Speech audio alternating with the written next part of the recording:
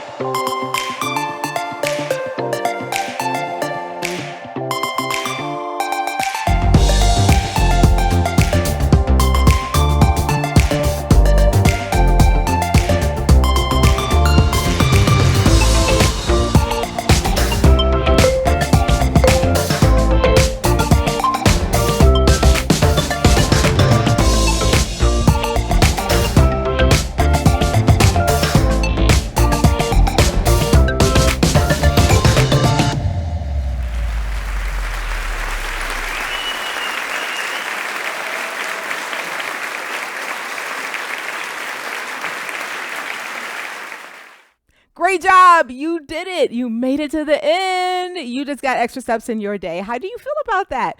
If you are tracking your steps, I would love to know, how many steps did you get in with this workout? Type it in the comments below. Have an awesome rest of your day, and I'll see you in the next workout. Peace.